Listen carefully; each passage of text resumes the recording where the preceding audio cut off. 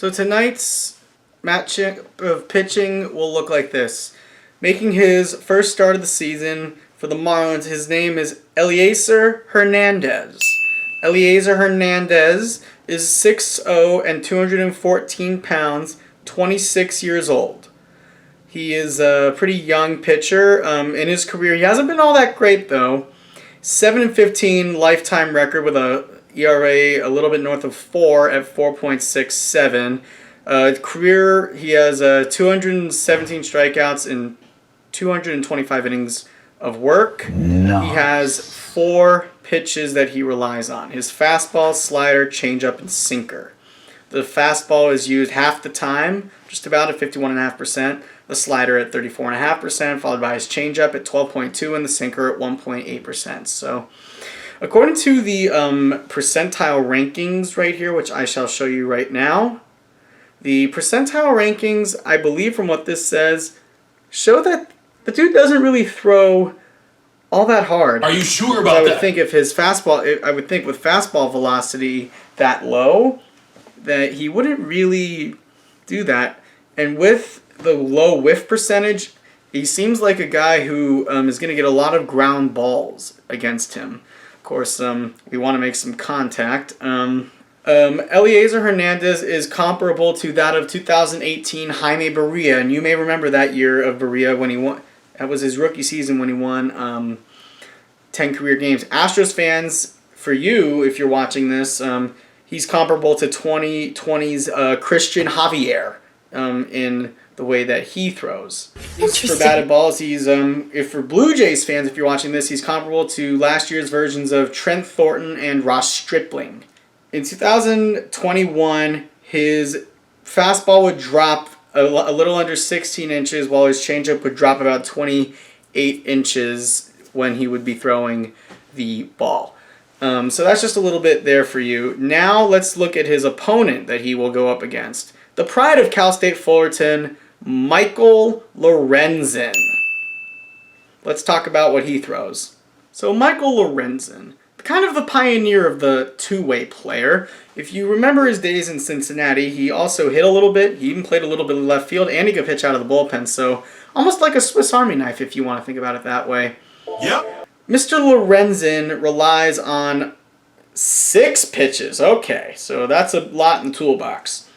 And all of them are pretty evenly distributed. The pitches he relies on are the cutter, four-seam fastball, changeup, slider, sinker, and curveball. Cutter at 29.3%, fast four-seamer at 26.4%, changeup at 18.3%, slider at 13.7%, sinker at 9.8%, curveball at 2.5%. Most impressive. Yeah, 141 pitches last year on the cutter, 127 on the four-seam, 88 on the changeup, 66 on the slider, 47 on the sink, and 12 on the curve. So that is a rather even distribution of pitches. Michael Lorenzen's 30 years old. He goes about 6'3" and 217 pounds. Tops out around 95 with his fastball. In the percentile rankings, his fastball velocity is in the 69th percentile. Nice. Fastball spin at 89. In his career, 7 seasons, he's 23 and 23 in ERA 4.07. Last year, he pitched, I think, a little out of the bullpen as well. Only 27 games. I think he had some injuries. 1-2 in ERA of 5.5. So, Lorenzen looking to have a little bit of a better year this season. Hopefully, he's able to make some good performances during the regular season. He was good in the preseason. Had a little hiccup against the Dodgers in the last exhibition game in that series, but overall, Lorenzen has looked solid this spring, and wouldn't be surprised if we somehow use him in left field if we're low on a bench bat or something like that. So we can keep our eyes on that. Let's talk about Game 2's matchup now. Jesus Lazardo, a lefty. Angels fans, we know him from his days with the Oakland A's. He was a highly touted prospect, but he could never really mold into his potential in Oakland. Lazardo's 24 years old, 6'0", 218. He relies on, it looks like, 4 pitches. The curveball is his number 1 at 28.7%, followed by his sinker at 25.9%, the slider at 25.0%, there's the fastball at 25.0%, four-seam, and the changeup at 20.3%. So that's almost even when you think about it, his percentages there of the usage. 496 pitches with the curveball, 448 with the sink, 432 with the four seam and 351 with the change. So that's pretty even in terms of that. He's actually comparable to last year's, his teammate of last year, Sean Manaea, who we, of course, remember him from the A's as well. Yep. Lazardo has good whiff stuff, so he can strike you out. Good velocity on his fastball, doesn't give up a lot of walks or a lot of hard contact, so he will gain some ground balls. As I said, Lazardo was traded to the he was part of a trade because he needed a change of scenery likely for his career. He was traded for Starling Marte, who was great in Oakland. Then they lost him for nothing because the A's are fire sailing. Lazardo, pretty good pitches. I expect him to do pretty well against us. He's going to be opposed by Patrick Sandoval, who I'm hoping is going to have a breakout year. Patrick Sandoval picked up his first career win as a starter last year, and he looks to build off of the momentum he had from down the stretch last season. Let's take a look at some of the pitches that he possesses and how often he throws them and how you can imagine he looks. So Sandoval, 5 pitches, and I'll say them in order of pitches he relies on from most to least. The changeup at 29.6%, the four seam at 24.3%, the sink at 18.8%, the slider at 17.2%, and the curve at 10.1%. Sandoval tops out around 95 to 96 on the fastball. The changeup is his bread and butter pitch, strikeout pitch. Actually, read last year he was one of the top 2 in terms of getting strikeouts on his changeup in terms of percentage. I think it was just a little over 50, and I think it was up there with the likes of Jacob deGrom. And when you're doing that, I would say that you're doing something right, because I'm sure a lot of us know who Jacob deGrom is. He has good spin on his curveball.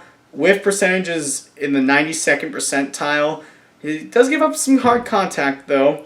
Doesn't walk a ton according to this low percentile ranking of walks. And his fastball velocity is right in the middle, so I'll show you the percentile ratings here for Sandoval. Interesting. That's pretty solid.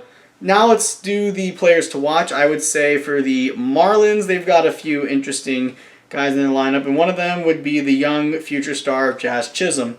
Chisholm's the second baseman, wears number 2. Very great defense. He's a defensive wizard out there. He can hit for some pop as well. Keep your eye on that. This is his first full season. I would also say that Soler power, Jorge Soler, you'll remember him from the World Series last year with Atlanta. If you watched the World Series, he was the most impactful player, which is why he won the MVP, including that big home run he hit off of that Luis Garcia in the 3rd inning, which sent Astros fans home crying. So he, along with Chisholm, and I would also say to keep your eye out for Joey Wendell, formerly of the Rays, another good defensive wizard who can also hit a little bit as well, and the power bat of Jesus Aguilar over at first base wearing number 99. For us, Mike Trout won't be in the lineup because of stomach ailment, so I would say instead of watching for Trout, let's keep our eyes out for... let's watch for Brandon Marsh. I wish he would bat first so he could be a better table setter for the likes of Ohtani and Trout. Oh, he's not here. Jared Walsh homered in the last series. I would also say to keep your eye out for, of course, Shohei Ohtani, and then for Anthony Rendon as well. Those 4. And my predictions are... I'm expecting our offense to still be as anemic as ever because, well, we clearly haven't been able to get it going. Are you sure about that? I predict the Angels to become fish food in both of these games, and I don't think there's any fishy thoughts about this. Bruh. Angels lose against Eliezer because it's the first time we've ever seen him, and we know how that normally goes. Angels lose this game. The score is going to be 9-2, and against Luzardo, we are going to lose this game as well, and the final score will be 7-4. All right, everybody, that's going to do it for this episode of Angels Recap. Hope you liked it. Remember, click like and subscribe if you've yet to do that. Leave comments below. Click bell and corner to be notified when new content is posted. And be sure to check out the rest of the content on the channel. Remember to have a good night, stay safe, let's go Angels, and let's get another win. Go Angels!